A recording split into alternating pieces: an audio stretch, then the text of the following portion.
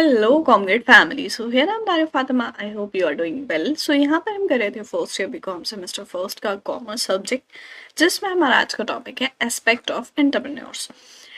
Previous video में हमने देखा था एंटरप्रेन्योरशिप के बारे में कि एंटरप्रेन्योर्स क्या होते हैं, एंटरप्रेन्योरशिप क्या होती है। सो अगर आपने प्रीवियस वीडियो नहीं देखी है तो पहले प्रीवियस वीडियो देख ले जाके।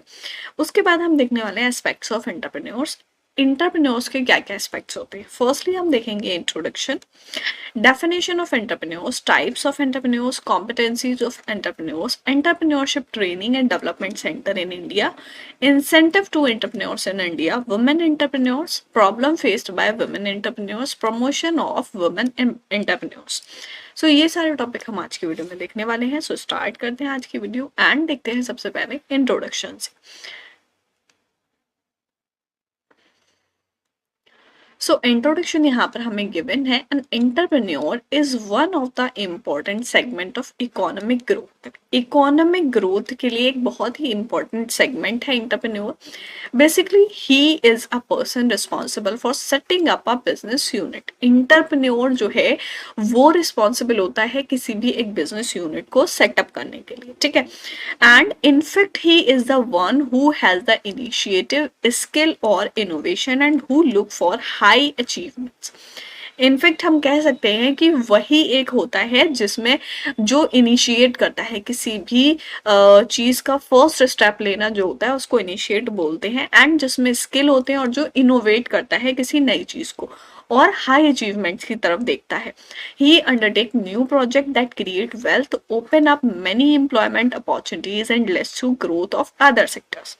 और क्या करता है, बहुत सारे न्यू प्रोजेक्ट अंडरटेक करता है जिसकी वजह से वेल्थ क्रिएट होती है एंड एम्प्लॉयमेंट अपॉर्चुनिटीज क्रिएट होती हैं जिसकी वजह से अदर सेक्टर्स भी ग्रो करते हैं। Entrepreneurs are found in every economic system and in every form of economic activity as well as in other social and cultural activity. हम कह सकते हैं कि एंटरप्रेन्योर जो है वो हर इकोनॉमिक सिस्टम में हमें देखने को मिलते हैं और हर फॉर्म में इकोनॉमिक एक्टिविटी में देखने को मिलते हैं, साथ साथ जैसे सोशल एंड कल्चरल एक्टिविटीज हो गई। They are found among laborer, artisan, exporter, importer, supervisor, engineers, banker, professional and also among farmer, fishermen and tribals. इन सारी चीजों में हम बोल सकते हैं लेबर्स, आर्टिसन, एक्सपोर्टर, इंपोर्टर जो भी होते हैं, सुपरवाइजर, उन सब में हमें एंटरप्रेन्योर देखने को मिल सकता है जिसमें कोई स्किल हो, जिसमें कुछ इनोवेट करने की क्षमता हो या जो किसी भी आइडिया को इनिशिएट करे। We find entrepreneurs even among philosophers, politician and bureaucrats. इन तीनों में भी हम एंटरप्रेन्योर्स को देखते हैं। सो क्या होते हैं एंटरप्रेन्योर्स, आई होप समझ में आ गया होगा। नेक्स्ट हम डेफिनेशन देख लेते हैं कि एंटरप्रेन्योर्स क्या होते हैं। According to Peter Drucker, an entrepreneur one who always search for change, respond to it and exploit it as an opportunity. कोई भी जिसको हम कह सकते हैं कि जो चेंज के लिए सर्च करे कि इसमें कुछ चेंज हो सकता है, उस चीज के लिए रिस्पॉन्ड करे और जो अपॉर्चुनिटी है उसको एक्सप्लॉइट करे। सो जो भी पर्सन किसी नई चीज के लिए देखता है, किसी नई चीज को बनाने की कोशिश करता है, उसको हम एंटरप्रेन्योर बोलते हैं। Encarta world dictionary define entrepreneurs as risk taking business person. इसमें क्या बोला है इन्होंने, एंटरप्रेन्योर को रिस्क टेकिंग बिजनेस पर्सन बोला है। somebody who set up and finance new commercial enterprise to make profit। कोई भी जो कोई एक एंटरप्राइज बनाता है एंड उस एंटरप्राइज में जो भी एक्टिविटीज हो रही है उससे प्रॉफिट कमाए, ठीक है, उसमें पैसा लगा के, फाइनेंस लगा के उससे प्रॉफिट कमाए, उसको हम एंटरप्रेन्योर बोलते हैं। सो डेफिनेशन समझ में आ गई दोनों। एंटरप्रेन्योर क्या होते हैं, हम सिंपली बोल सकते हैं कोई भी एक पर्सन जो एक आइडिया को रियलिटी में कन्वर्ट करे, ठीक है, इनोवेट करे, ठीक। सो उसको हम बोलते हैं एंटरप्रेन्योर। नेक्स्ट हम देखेंगे टाइप्स ऑफ एंटरप्रेन्योर्स। कितने टाइप के एंटरप्रेन्योर होते हैं। फर्स्टली यहाँ पर आपको गिवन है business entrepreneurs.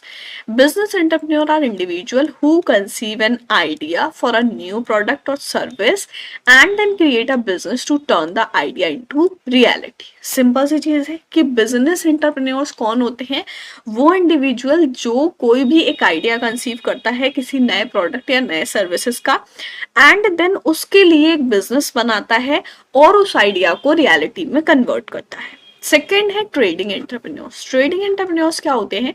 Trading entrepreneurs is not concern with manufacturing work, he only undertake trading activity. अब देखो, बिजनेस एंटरप्रेन्योर जो है उसने वो आइडिया जो कंसीव किया उसको रियलिटी में लाने के लिए उसको क्या करना होगा, जैसे कोई भी प्रोडक्ट बनाना है तो उसका प्रोडक्शन करना होगा, ठीक है, मैन्युफैक्चरिंग एक्टिविटीज करनी हो। अब यहाँ पर ट्रेडिंग एंटरप्रेन्योर्स जो होते हैं वो क्या है, यहाँ बोला है कि जो ट्रेडिंग एंटरप्रेन्योर है वो मैन्युफैक्चरिंग से रिलेटेड नहीं होते, मैन्युफैक्चरिंग वर्क से कंसर्न नहीं होते हैं, वो सिर्फ क्या करते हैं, जो भी ट्रेडिंग एक्टिविटीज होती है जैसे सेल और परचेज, ठीक है, उसमें डील करते हैं।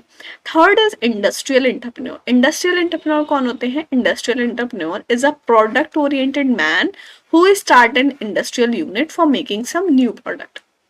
इंडस्ट्रियल एंटरप्रेन्योर वो होते हैं जो प्रोडक्ट ओरिएंटेड होते हैं, ठीक है, जिसने कोई भी एक इंडस्ट्रियल यूनिट बनाई और उसमें कोई नया प्रोडक्ट बनाया।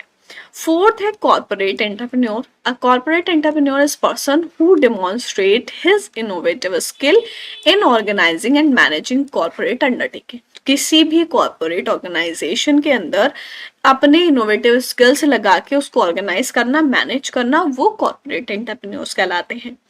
And next is agricultural entrepreneur. Agricultural entrepreneur is one who is engaged in the agriculture activities. Agriculture entrepreneur वो होते हैं जो एग्रीकल्चर एक्टिविटीज से रिलेटेड होते हैं, एंगेज होते हैं एग्रीकल्चर एक्टिविटीज में। अब बहुत सारे फार्मर्स, बहुत सारे लोग ऐसे होते हैं जो एग्रीकल्चर से रिलेटेड हैं, तो वो अपने फील्ड्स में कुछ ना कुछ हर टाइम नया करते रहते हैं, अपने आइडियाज को उसमें रियलिटी में कन्वर्ट करते रहते हैं।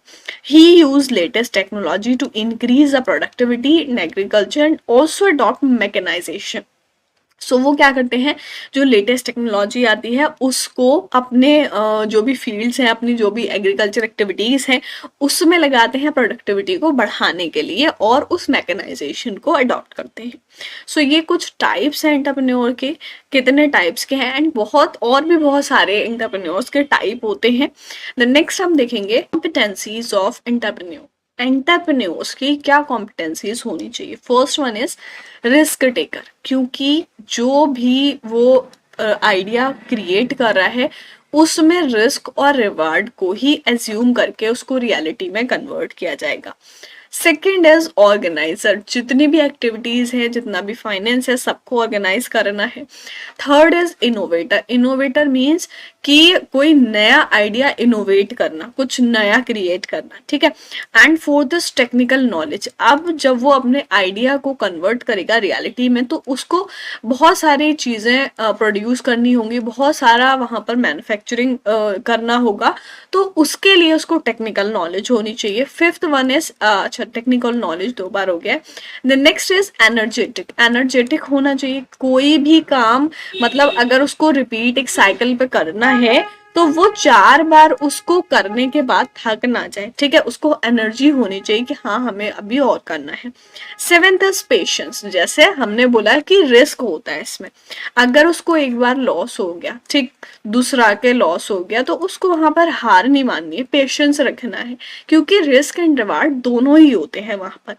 Next is decision making skill. जो भी एंटरप्रेन्योर है उसमें डिसीजन मेकिंग स्किल होने चाहिए कि किस टाइम पर हमें कैसे डिसीजन लेना है, ठीक है। सो ये कुछ कॉम्पिटेंसीज होती हैं जो एंटरप्रेन्योर में होना चाहिए।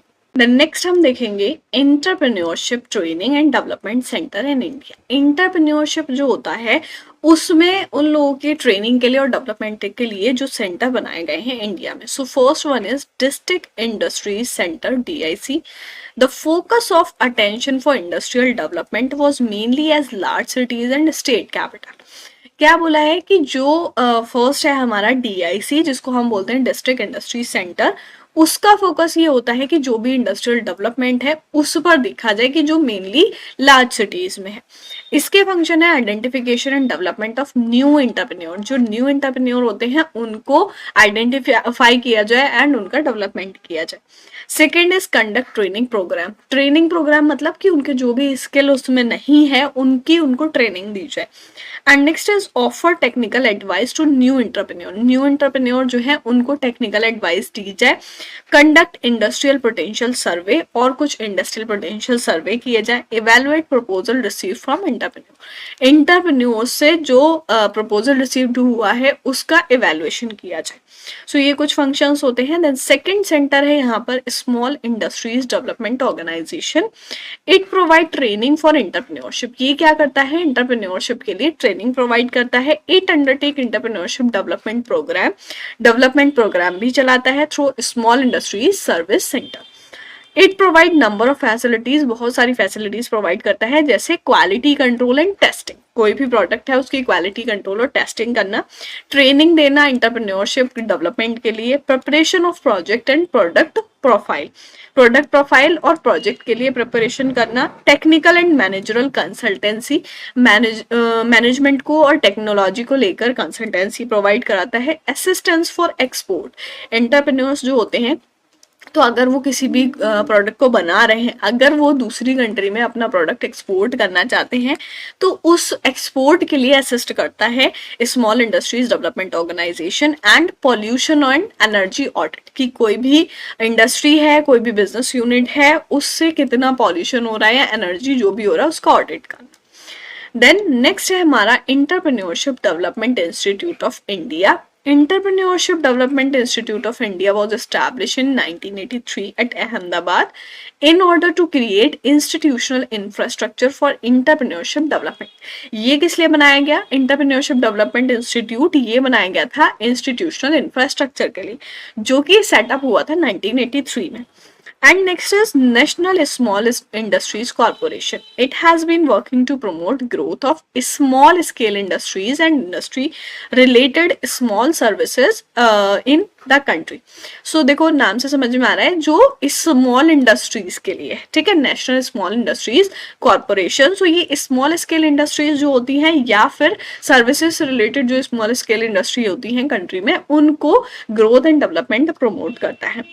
सो ये कुछ हमारे थे यहाँ पर कि कौन कौन से सेंटर हैं जो entrepreneurship training and development provide कराते हैं। देन नेक्स्ट हम देखेंगे incentive to entrepreneurship in India. Entrepreneurs जो होते हैं उनके लिए क्या इंसेंटिव है इंडिया में।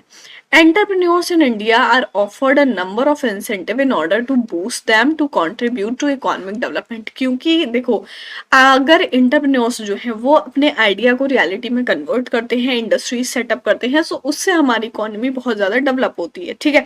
सो entrepreneurs जो है इंडिया में, उनके लिए बहुत सारे इंसेंटिव प्रोग्राम्स होते हैं उनको बूस्ट करने के लिए कि आप और बेटर कर सकें। The term incentive means encouraging productivity. Incentive का मतलब क्या है कि कोई भी ऐसी चीज प्रोवाइड करना जो प्रोडक्टिविटी को इनकरेज करे, बढ़ावा दे, ठीक। And following is the list of incentive and subsidies offered by government of India to entrepreneurs.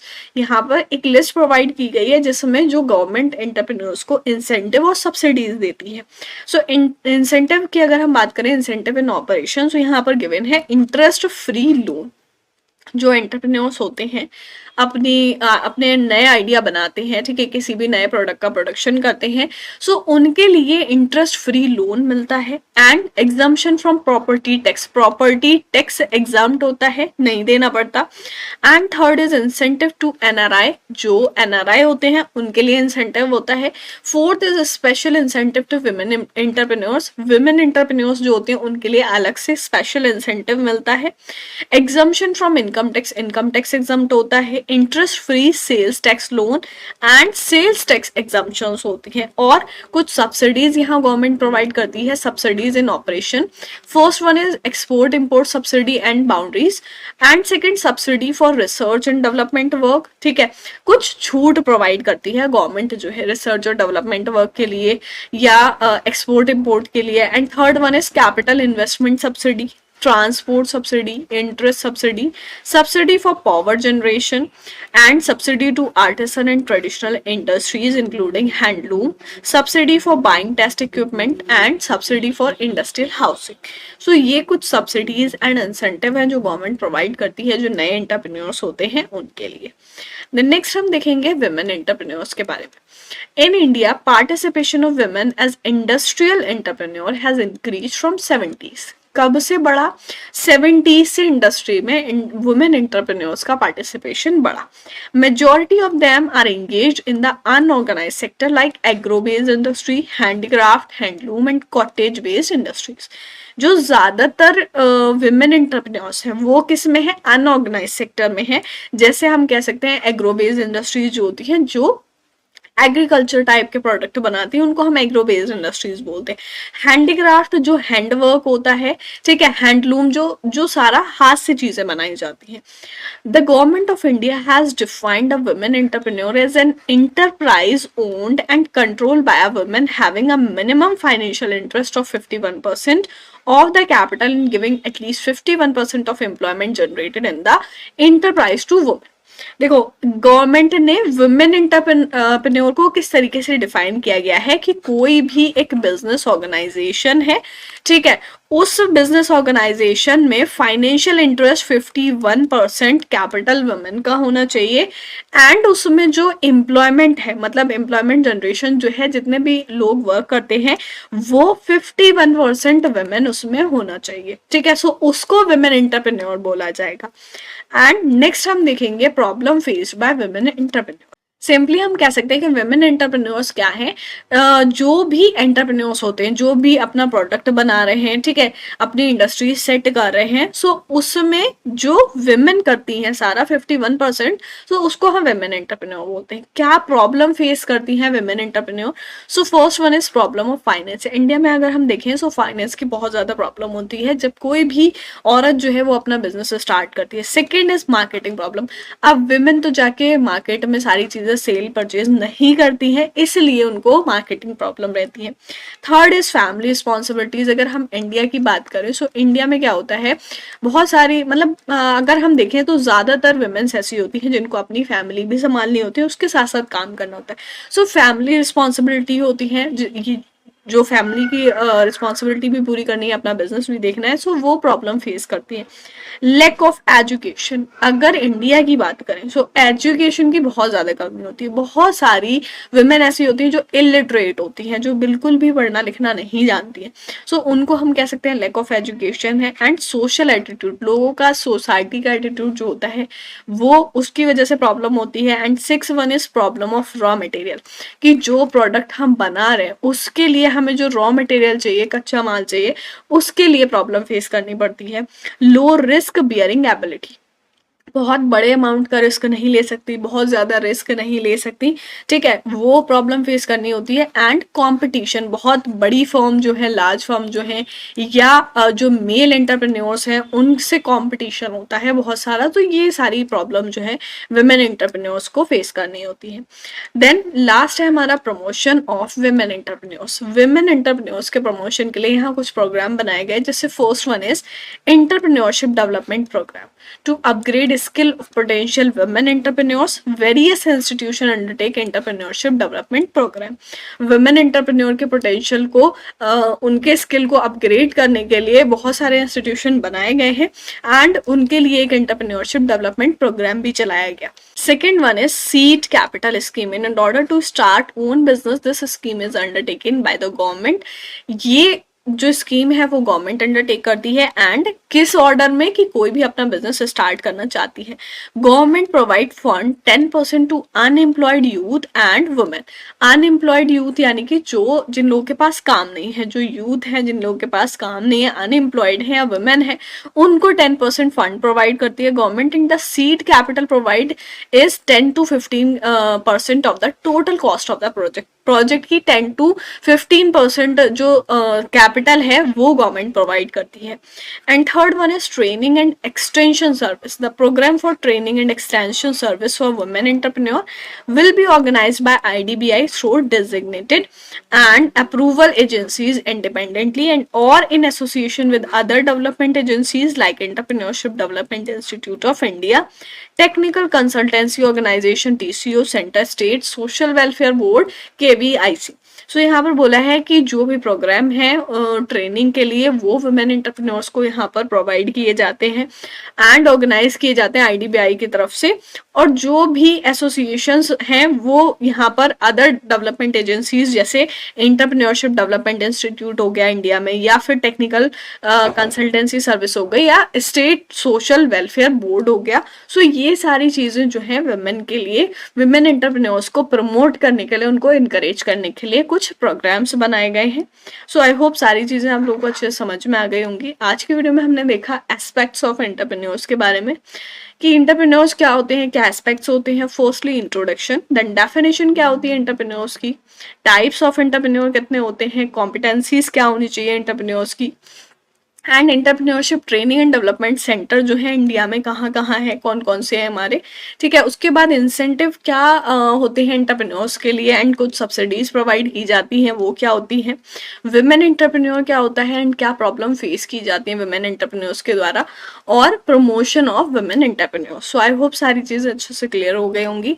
सो ये थी हमारी video first year BCom semester first commerce को लेकर, जिसका हमारा ये लास्ट टॉपिक था। एंड यहाँ पर फर्स्ट ईयर का जो आपका सेमेस्टर फर्स्ट का कॉमर्स था वो कंप्लीट हो गया है। सारे आपके टॉपिक यहाँ पर कंप्लीट हो गए जो भी पूरे सिलेबस में थे। नेक्स्ट वीडियो में करेंगे हम नेक्स्ट सब्जेक्ट। सो मिलते हैं नेक्स्ट वीडियो में, तब तक के लिए गुड बाय।